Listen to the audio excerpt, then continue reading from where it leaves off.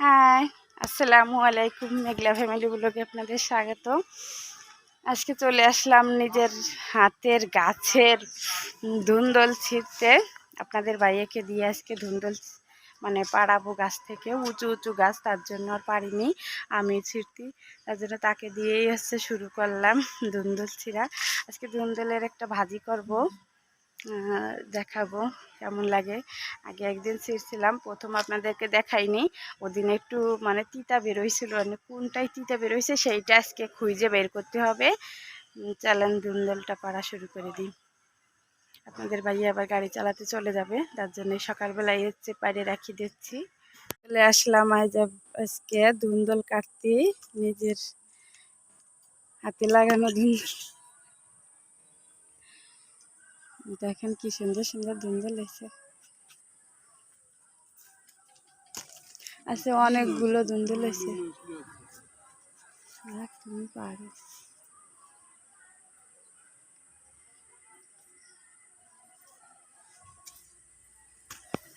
আগা কাটোকে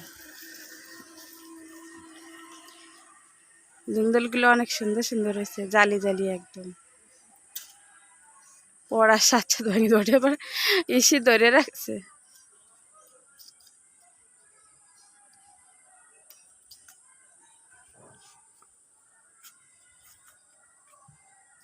জাপিতেও ধরে না, এত বড় বড় ধুন্দল হয়েছে। দেখেন আরো হয়েছে।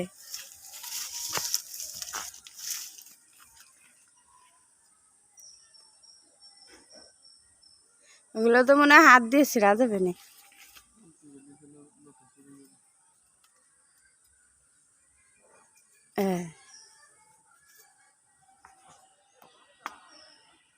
গালটা বেশি হয়ে গেলে দিতে হবে।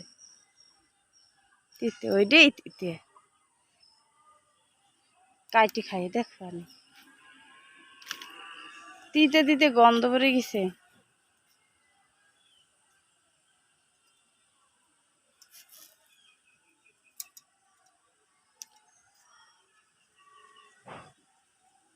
টান দেন, তারের সাথে না, অত নিচে হবে না রে। দেখেন সুন্দর সুন্দর ধুন্দলগুলো। এটা হলো, এটা হলো।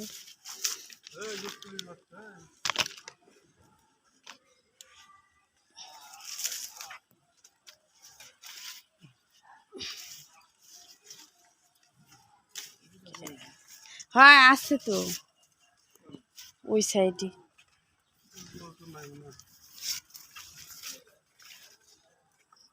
এই যে ভিতরে ভিতরে একটা, এই যে তারপরে ওই যে আরেকটা, ও ছিঁড়ে ফেলাও। বন্ধুরা, এই যে ধুন্দল দিয়ে একটা ভাজি করবো, ধুন্দল ভাজি করবো। ওই দাঁত দিয়ে যাওয়া লাগবে মনে হয়। এই দেখেন কতগুলো ধুন্দল পাচ্ছি, অনেকগুলি ধুন্দল হয়েছে একবারে, 1.5 কেজি হয়ে যাবে। এটা তো অনেক ওজন, 1.5 কেজি ধুন্দল হয়ে যাবে। নিজের গাছ থেকে পারলাম। এই যে আরেকটাও আছে, এগুলো দিয়ে ভাজি করবে। এগুলো সব তো ভাজি করা যাবে না, রাখি দিতে হবে না 2-3টা। চলেন, যখন রান্না করব তখন আপনাদেরকে দেখাবো। বন্ধুরা, চলে আসলাম এই যে রান্নাঘরে। ধুন্দল ভাজি করব। ধুন্দলটা কি আজকে মিষ্টি লাগে না তিতে লাগে দেখবো। আগে একদিন তো তিতে তিতে পাইছিলাম, তার জন্য আজকে আবার চলে আসলাম ভাজি করতে। দেখেন কতগুলো আর কি বড় বড় ধুন্দল হয়েছে আমার নিজের গাছে। ভালো লাগতেছে, কিন্তু নিজের গাছের সবজি যখন কাটি বা রান্না করি ভালোই লাগে। দেখি প্রত্যেকটা ধুন্দল আছে কাটার সময় টেস্ট করে নেব যে তিতা আছে কিনা, কারণ ধুন্দল তিতা হইতেই পারে। তার জন্য আমি যে কাটিয়ে নিচ্ছি তরকারিগুলা। ভাত চড়াই দিছি, ভাত হতে লাগুক, আমি এই পাশাপাশি সবজিটা কাটি নিই।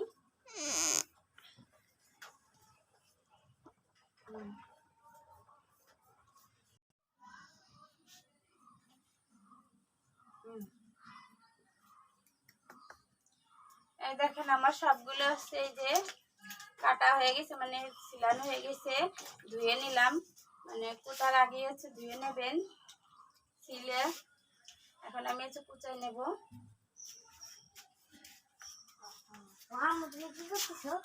আমি তো রান্না করতেছি, ভাত হয়ে গেছে রান্না।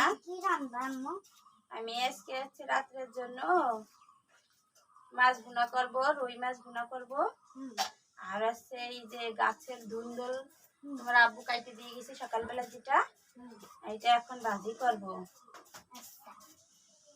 ধুন্দল ভাজিটা একদম মিষ্টি কুমড়ার মতন মিষ্টি লাগে।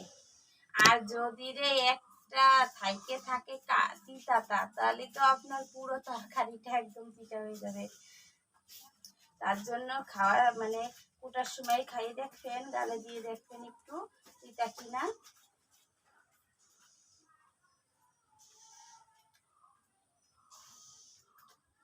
তিতা না, একটু টেস্ট করে দেখলাম।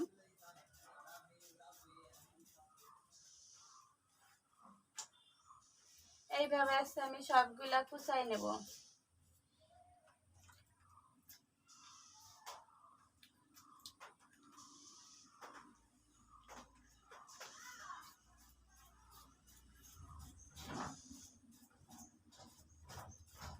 কি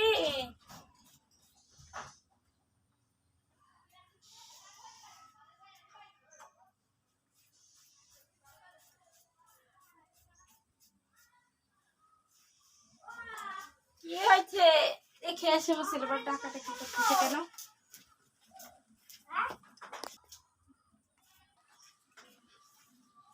এই যে বন্ধুরা, আমার এই যে কুচানো হয়ে গেছে। এখন চুলায় চলে যাব রান্না করতে, চলেন।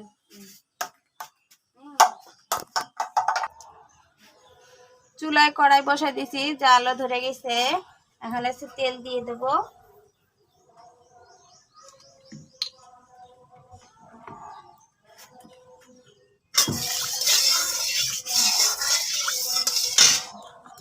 তেলটা দিয়ে দিলাম।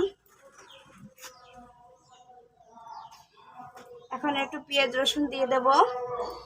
আজকে আছে আমার ঘরে আছে কাঁচা ঝালটা নাই, তার জন্য আমি কাঁচা ঝালটা দিব না, দিব হচ্ছে শুকনো জল কুচিয়ে দিচ্ছি।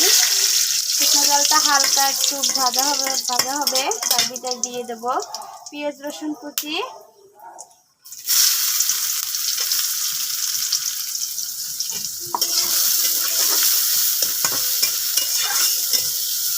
পেঁয়াজ রসুনটাকে একটু বাদামি করে ভাজবো।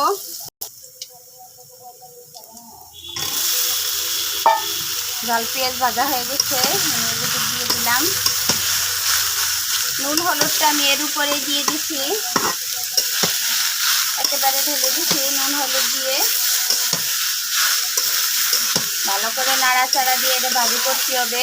এই তরকারিটাই হচ্ছে অনেকটাই পানি গলে, পানি দেওয়া লাগে না, এমনিতে প্রচুর পানি হয়।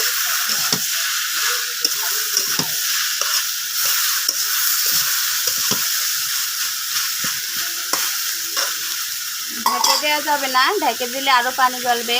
এভাবেই আছে ভাজি করব।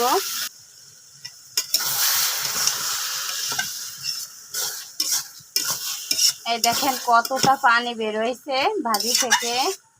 ভাজিটা একেবারে শুকাই ফেলবো, আরো পানি বেরোবে, পানি বেরোবে আর শুকাবে, বেরোবে শুকাবে, এইভাবে আছে ভাজিটা করতে হবে।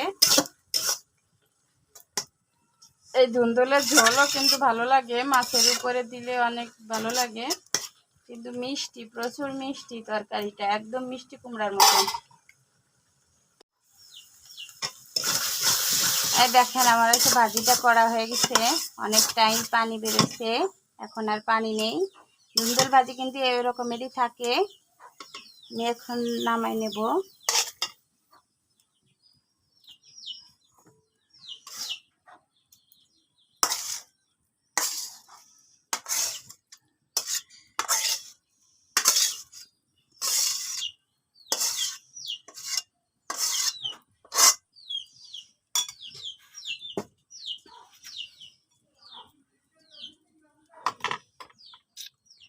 হয়ে গেল আমার ভাজি করা।